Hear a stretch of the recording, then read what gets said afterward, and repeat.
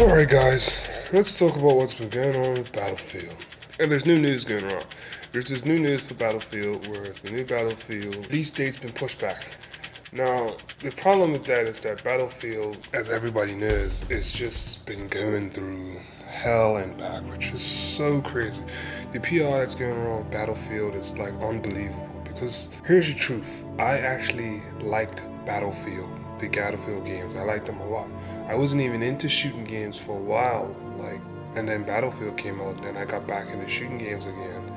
And it was because I had Battlefield 2. I played Battlefield 2 back on PS2. And I played only Bad Company games because I didn't really like Bad Company. It just didn't interest me because I felt like it wasn't Battlefield.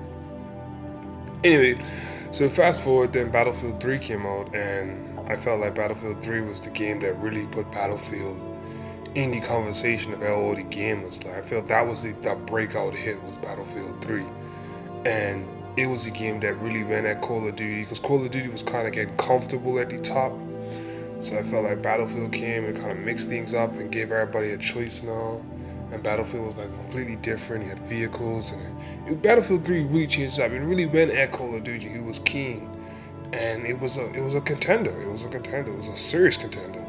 And even had that slogan that they were going around saying, "Go beyond the call." I think that was like the slogan they were going with. Obviously, it was a shot at Call of Duty because Battlefield 3 was easily a better game. And the Call of Duty series was going through some identity problems, but they had tough fingers nonetheless. Then came Battlefield 4, which had a little problem with the PS3 version, which the PS4 and the Xbox One versions were way better.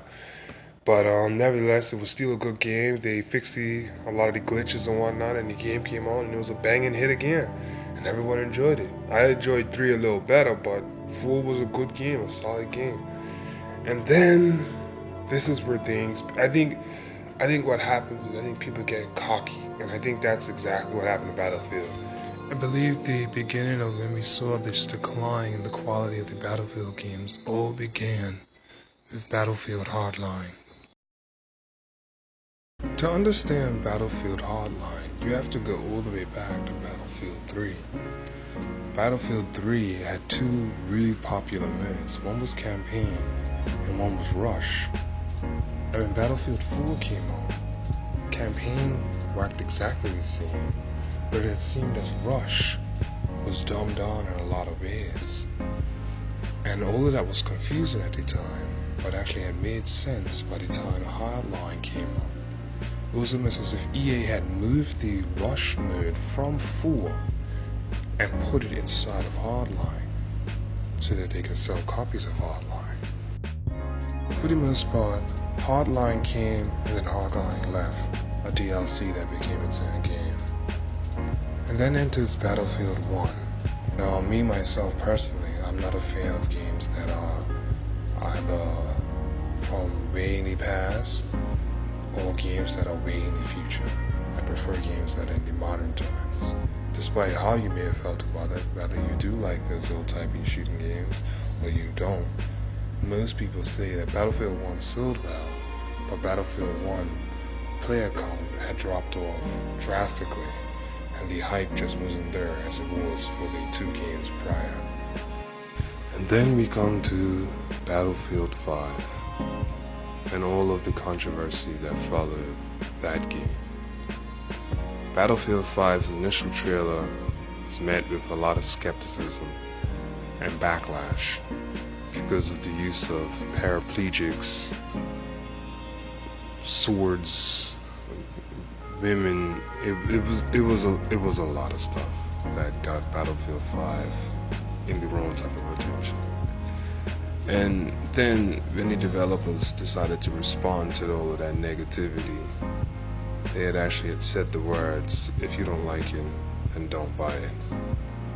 And then of course, video gamers being the way they are, video gamers must have actually not bought the game, because then when they said that the pre-orders were actually 85% behind Call of Duty, which is one of its direct competitors, which had actually had made Battlefield 5 seem that the gamers actually were not going to buy the game.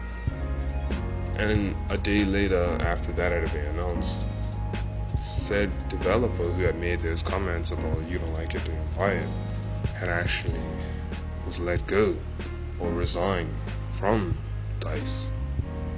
So it looked as if Battlefield was in full damage control. They had made a new trailer to try to correct their first one, and now the release date's been pushed back.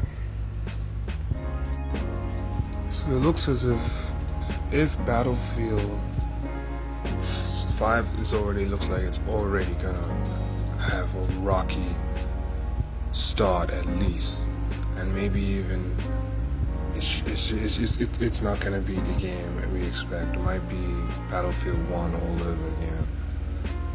And I'm actually coming to the idea that if Battlefield 6 isn't just a blowout hit like Battlefield 3 and 4, then Battlefield might go back in hiatus, and Call of Duty would just be the game that stands alone again.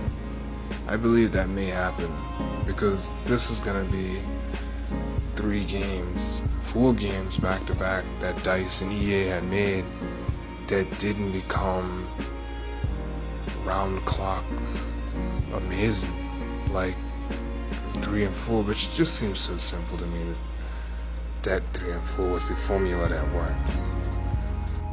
But I guess the powers that be have it that isn't what they wish to do. And as a fan of Battlefield since some of the earlier days, it hurts to see Battlefield dying this way. After such a strong return to the gaming world has been fallen into the politics of the real world, has seeped into the world of video games and EA. I guess at the end all we can do is wait and see what happens, because at this point anything could be turned around. As they say, the car hasn't crashed until it's hit the wall, so all we can do at this point is wait and see. I'm your mate Broomstick. Don't enough and I wouldn't do.